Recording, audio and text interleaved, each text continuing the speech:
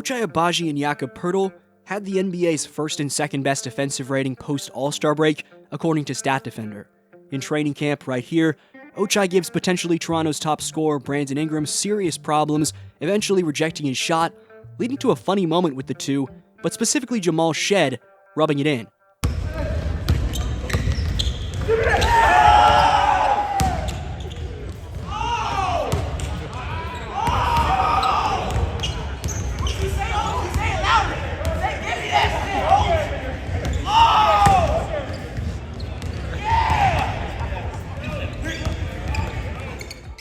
I've had a lot to say about the Raptors as of late on this channel, but I haven't heavily broke down their two best defenders late in the season.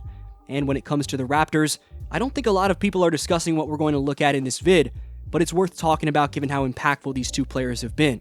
Ochai Agbaji was the consensus Big 12 Player of the Year in 2022 and cemented himself as a Kansas legend by becoming a national champion in 2022 while being the Final Four's most outstanding player.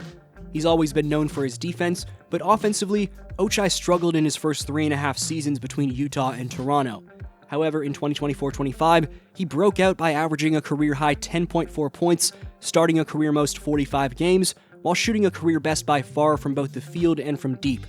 Defensively, Agbaji's elite ground coverage and point-of-attack intimidation, given his reach and activity, are the reason he was able to become one of Darko Rajakovic's primary rotation pieces at the two-guard position.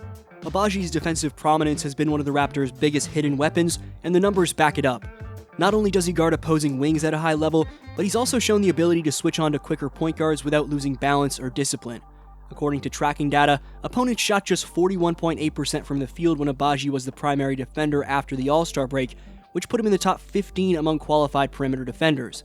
That's rare for a player of his size, and it's why he consistently ranks among the top in defensive field goal percentage allowed when contesting shots. For Toronto, that means Brandon Ingram and Scottie Barnes don't have to take on every single tough perimeter assignment. Agbaji gives them breathing room. His low foul rate of just 1.7 per game, compared to the number of possessions he defends, is another underrated strength.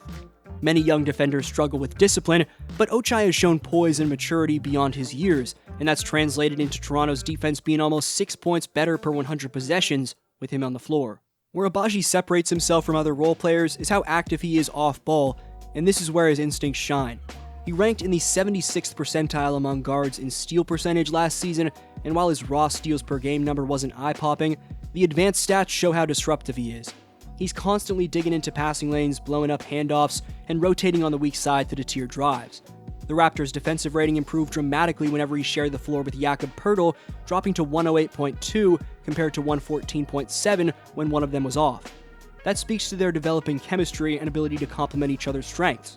Agbaji has also been praised by teammates for his communication, something not easily measured by stats, but absolutely vital for a defense that relies heavily on switches and rotations.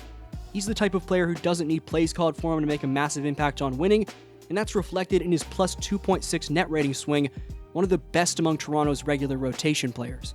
Jakob Poeltl, meanwhile, continues to be one of the most reliable defensive anchors in the association, even if he rarely gets mainstream attention. Since rejoining Toronto, Poeltl's been a stabilizer in the middle, providing consistent rim protection while staying mobile enough to hedge on pick and rolls.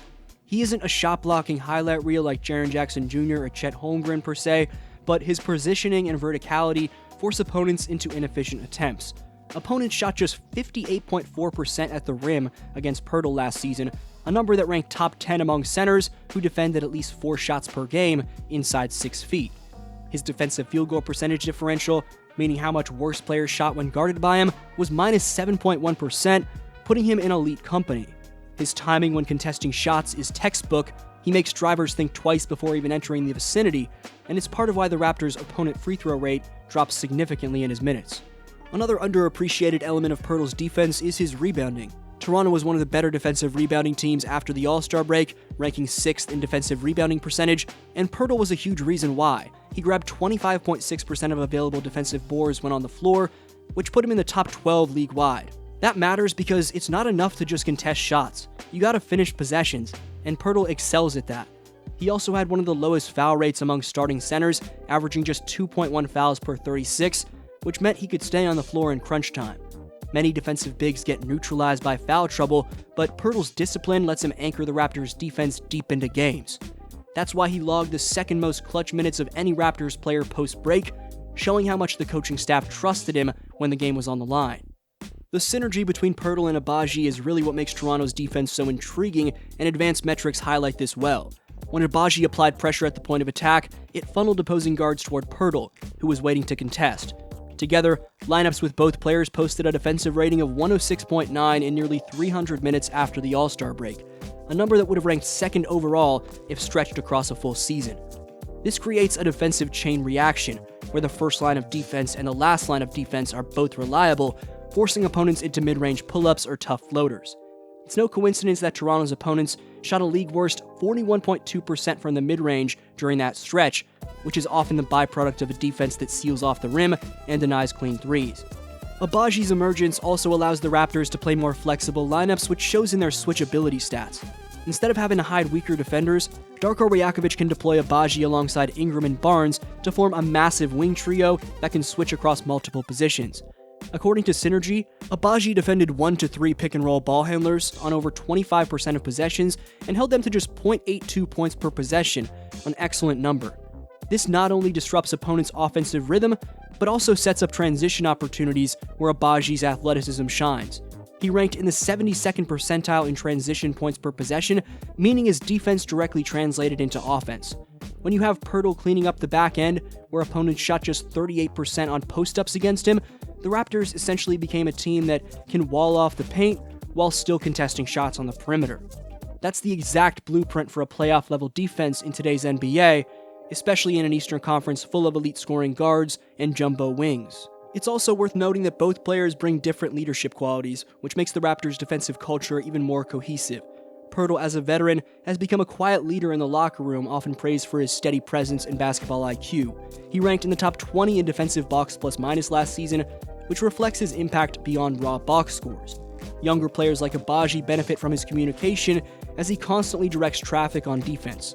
Agbaji, on the other hand, leads by example with his relentless energy, and his plus 1.8 estimated defensive plus-minus ranked in the 82nd percentile among shooting guards. Teammates have talked about his hustle plays, whether it's a chase down block or a rotation to force a turnover. Having both personalities complement each other has made the Raptors' defensive backbone more than just talent, it's a mindset. Looking ahead, the Raptors' ceiling defensively may hinge on how much more Agbaji can grow and how consistently Poeltl can maintain his anchor role. If Agbaji continues to improve his offensive efficiency, it'll make it even harder to take him off the floor in key moments, which means his defense gets maximized. For Poeltl, staying healthy I think is really key. Together, they give the Raptors something few teams in the East can claim: an emerging lockdown wing defender and a reliable, savvy rim protector who both ranked at the top of the league in defensive rating post-All-Star break. That's not just a statistical fluke. That's the foundation of a defensive identity, one that can turn Toronto into a dark horse contender if everything clicks.